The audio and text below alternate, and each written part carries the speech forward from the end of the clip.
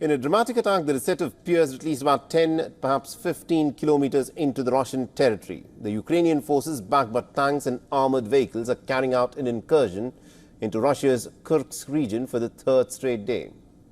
Moscow claims that it is in control of the situation and is thwarting the Ukrainian advances, but reports from the ground indicate that intense fighting is still ongoing. So what's happening in the Russian region of Kursk at this moment? Our next report gets you the details.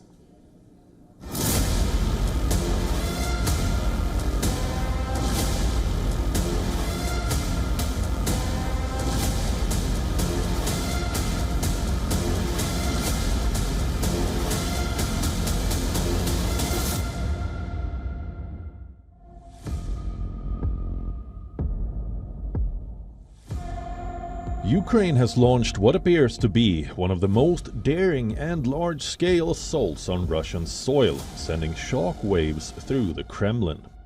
The operation, the scale of its attack, is unprecedented. Ukrainian forces reportedly breached Russia's southern border on Tuesday, penetrating deep into the Kursk region. Everyone can see that the Ukrainian army knows how to surprise and knows how to achieve results. This is demonstrated by the battlefield, where our soldiers not only withstood the overwhelming force of the occupiers, but also are destroying it in the way necessary to protect Ukraine, our state, and independence. The scale of the operation is truly staggering, with reports of over 1,000 Ukrainian troops pressing ahead with the incursion that has caught both Moscow and its Western allies off guard. So we're going to reach out to the Ukrainian military to learn more about their objectives. As far as the specifics on that, I would refer you to the Ukrainians to speak about their own military operations. We think that Ukraine is fighting a legitimate defensive war against an illegal aggression. And in the framework of this legitimate right to defend itself, Ukraine is entitled to hit the enemy wherever it finds necessary on its territory, but also on the territory of the enemy. The Russian Defense Ministry claims it has launched a strong counter-offensive and destroying 82 armored vehicles, including 8 tanks. Nevertheless, the incursion has forced Russia to evacuate thousands of civilians from the affected areas.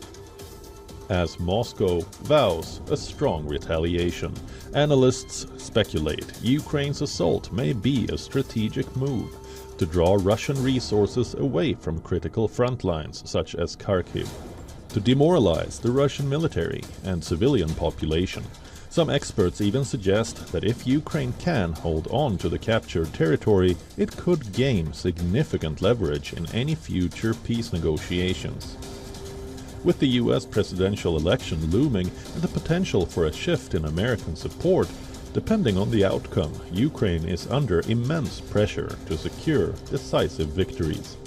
The latest incursion into Russian territory could be a key determinant in shaping the future course of the conflict.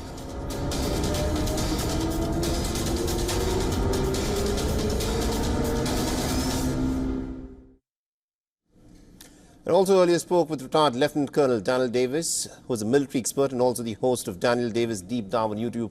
And this is what he had to say.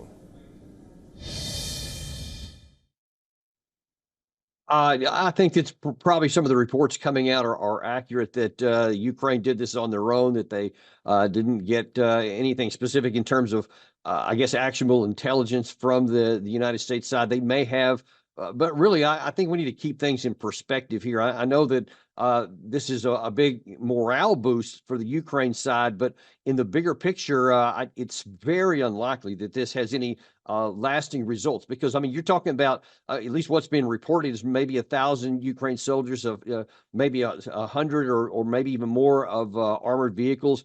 But when you're talking about a front line that's over 600 kilometers and 500,000 to 600,000 Russian troops, another 200,000 to 300,000 not yet in contact, you see that this is actually a relatively small thing. Now, I think that the Ukraine side did this to score media victory to make it look like that they're actually doing things. And it is no question caught Russia by surprise. They did not expect it. Their defenses were not that strong in this area, and that's why they were able to make a fairly deep incursion. But the question is, can they sustain it? And it seems pretty unlikely that they will be able to. Most likely, Russia will then send some reinforcements from elsewhere up in that region to push it back. And it's militarily speaking, this probably won't be that significant. For all the latest news, download the WION app and subscribe to our YouTube channel.